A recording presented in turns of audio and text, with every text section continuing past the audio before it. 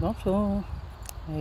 J'avais envie de vous raconter aujourd'hui le jour où j'ai voulu mourir. Et plus tard, le jour où j'ai choisi de vivre. Le jour où j'ai voulu mourir, j'avais 43 ans.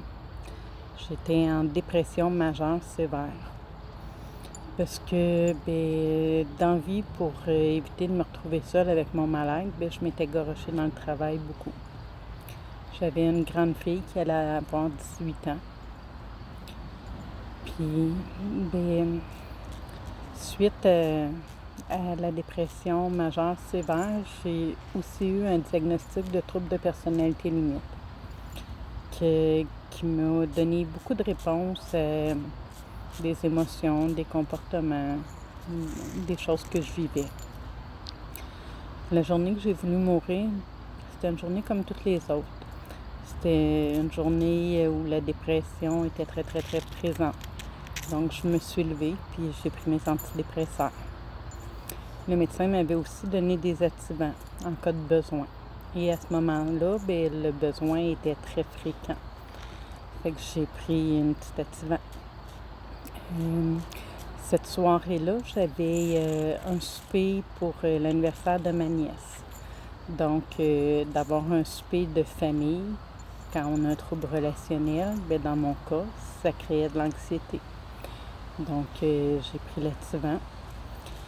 Un petit peu plus tard, dans l'après-midi, le fait d'être stressée ou d'être inactive ou de mal dormir ou de trop dormir avait créé un point entre les omoplates. Et j'avais la chance d'avoir des relaxants musculaires à la maison dû à mon accident d'auto en 2008 qui m'avait pris 2 ans et demi à réapprendre à marcher. Donc, j'avais de la morphine et des relaxants musculaires à portée de main tout le temps. Donc, en après-midi, j'ai pris un petit relaxant musculaire pour enlever la tension que j'avais entre les omoplates. Un petit peu plus tard dans l'après-midi, quand on est anxieux et qu'on respire mal, moi, dans mon cas, ça m'occasionnait des migraines. Et j'avais aussi la chance d'avoir des Fiorinal pour la migraine. Donc, j'ai pris une petite pilule pour la migraine. Et avant de partir pour le souper, l'anxiété montait encore beaucoup. Donc, j'ai repris un activant. Durant le souper, j'ai pris un petit verre de vin. Et j'ai eu des reproches de ma famille, ce qui a créé encore un peu plus d'anxiété. En revenant à la maison, j'ai repris un activant.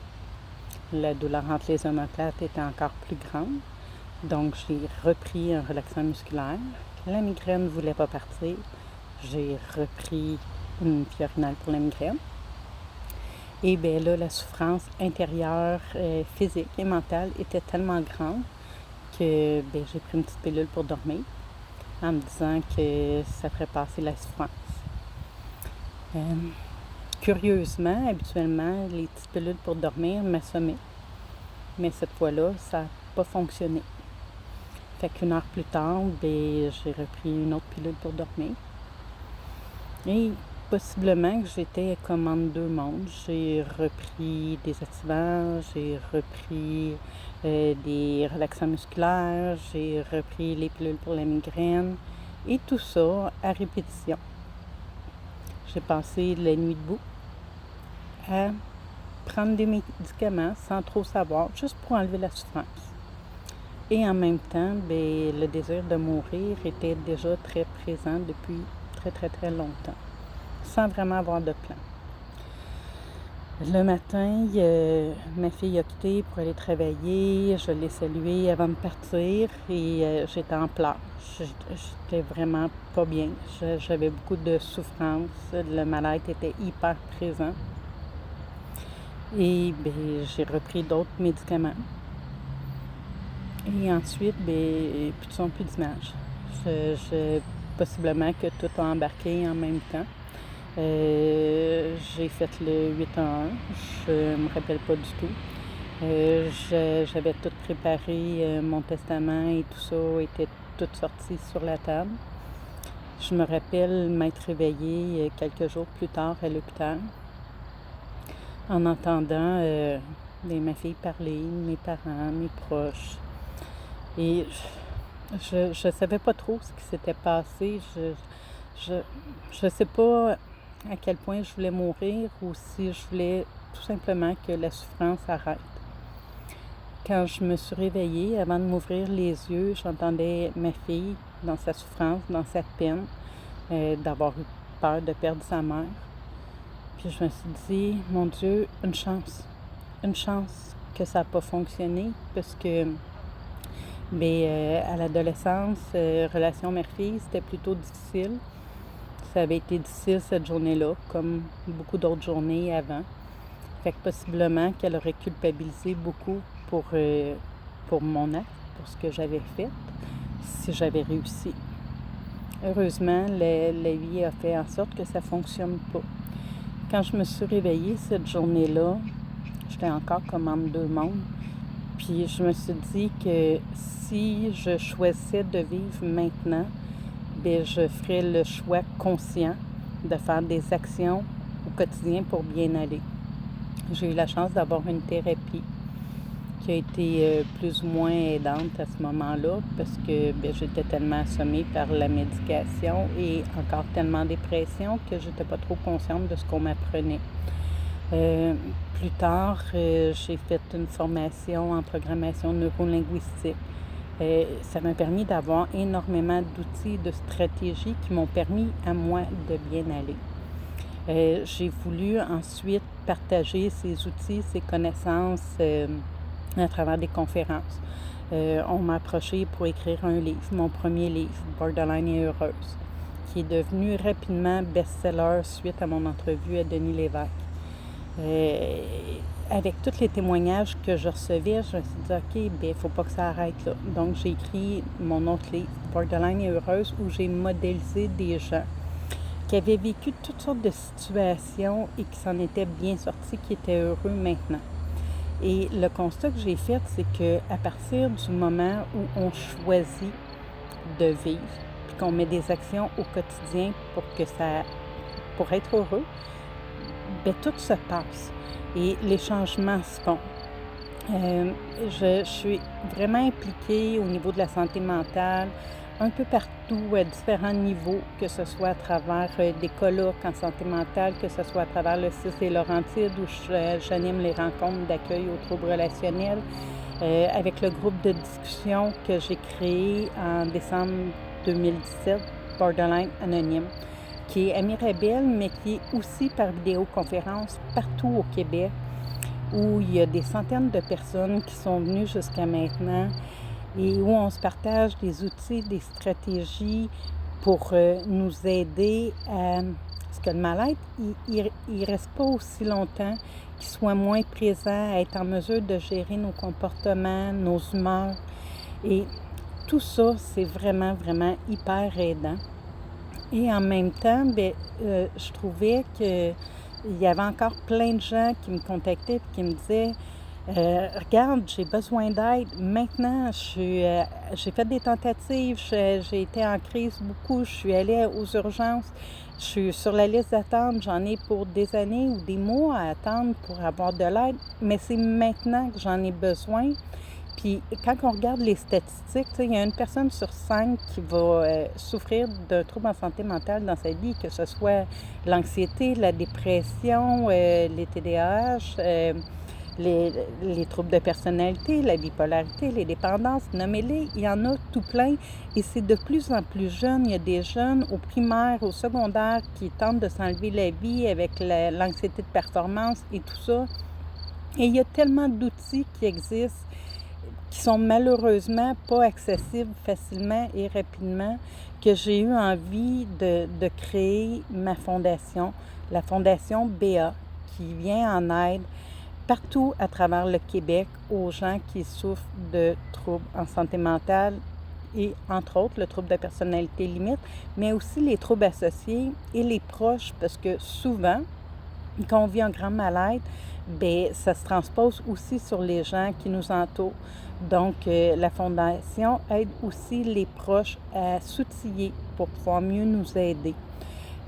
J'avais envie de vous partager ce moment parce que La fondation se lance officiellement le 24 octobre prochain à travers un spectacle bénéfice qui aura lieu à la salle André Prévost de Saint-Jérôme. C'est un super spectacle de 3 heures où il va y avoir Sébastien Louis XVI qui est magicien, qui fait la magie des stars à TVA. Il va y avoir Pat Brosseau comme humoriste. Il va y avoir Cathy Tropiano qui est la fondatrice du Salon de l'éveil. Il va y avoir Will Murphy qui est un super bon auteur-compositeur. Il va y avoir le duo Cargo. Ça va être vraiment, vraiment un super beau spectacle. Et tout l'argent va aller vraiment pour aider les gens qui attendent présentement pour avoir de l'aide. On a une liste d'attente à la Fondation de gens qui ont besoin d'aide présentement.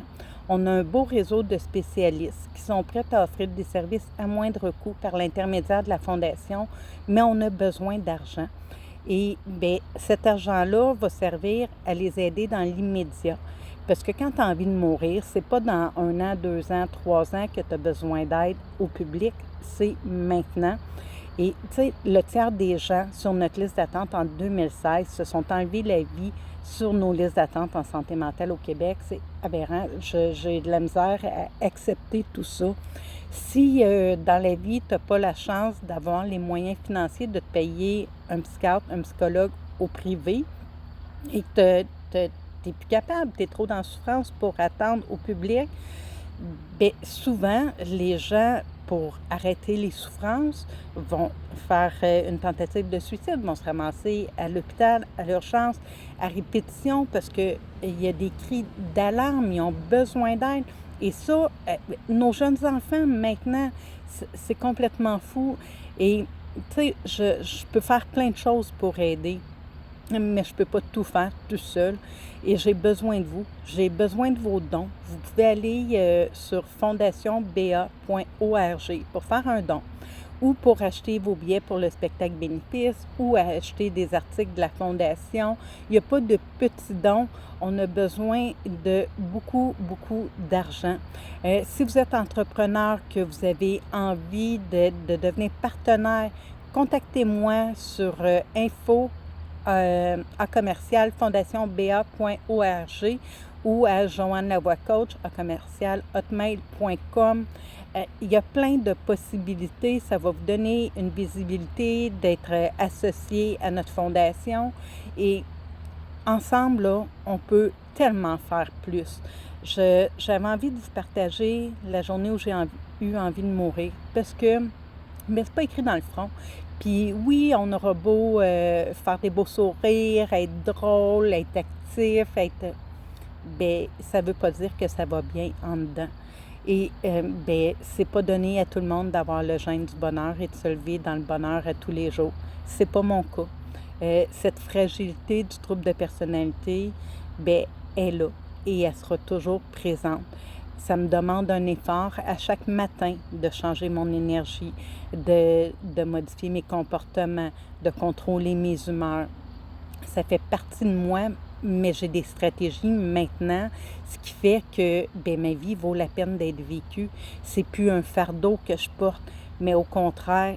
Et tu sais, si j'avais réussi ma dernière tentative à 43 ans, j'aurais pas la chance aujourd'hui de voir grandir ma petite fille, d'avoir une relation amoureuse, parce que ben oui, quand on a un trouble de personnalité limite, quand on a un trouble relationnel, c'est aussi possible d'avoir une belle vie amoureuse. J'aurais pas la chance d'aider autant de gens. Et tu sais, j'ai rien de plus que personne.